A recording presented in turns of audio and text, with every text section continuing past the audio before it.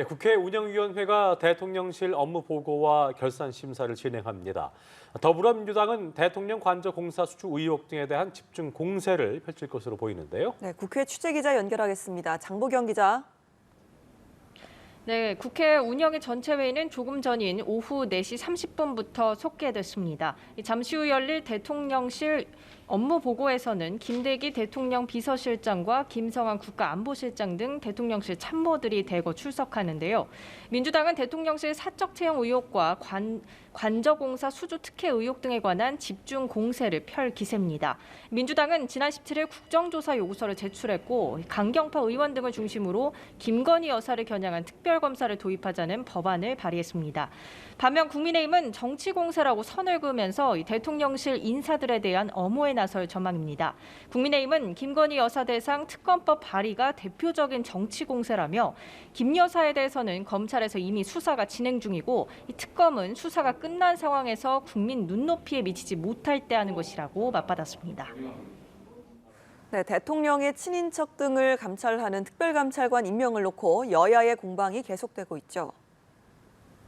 네, 그렇습니다. 윤석열 대통령의 국정쇄신 방안의 하나로 대통령 친인척 등을 감찰하는 특별감찰관 임명 요구를 수용하기로 한 뒤 후보 추천을 위한 국회 논의가 시작됐지만 여야 간 시각차가 여전합니다. 국민의힘 권성동 원내대표는 더불어민주당을 향해 하루빨리 특별감찰관, 북한인권재단 이사, 국가교육위원회 위원 등 3개 기관에 대한 국회 추천 절차를 밟아야 한다고 말했는데요. 특히 북한인권재단 이사 추천을 거부하는 이유를 국민 앞에 소상히 밝히라고 목소리를 높였습니다. 반면 민주당 박홍근 원내대표는 특별감찰관 추천 절차를 시작할 것을 국민의힘에 재차 제안하면서 이 추천 절차가 대통령실 의혹을 덮는 방패막이 될 수 없음을 명심해야 한다고 강조했습니다. 우상호 비대위원장도 아침 라디오에 나와 북한인권재단 이사라는 갑자기 다른 조건을 갖다 붙이는 건 뜬금없어 보인다고 맞받았습니다.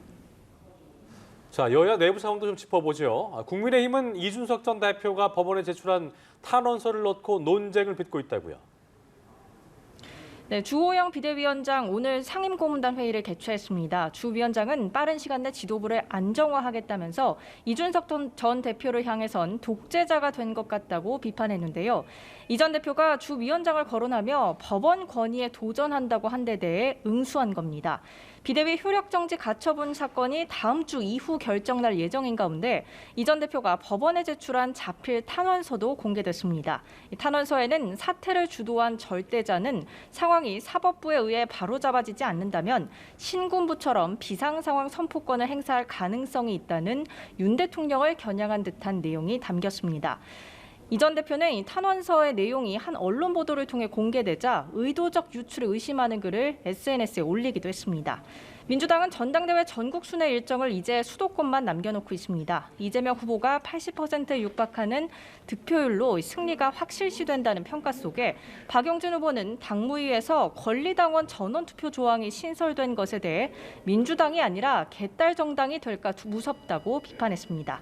지금까지 국회에서 전해드렸습니다.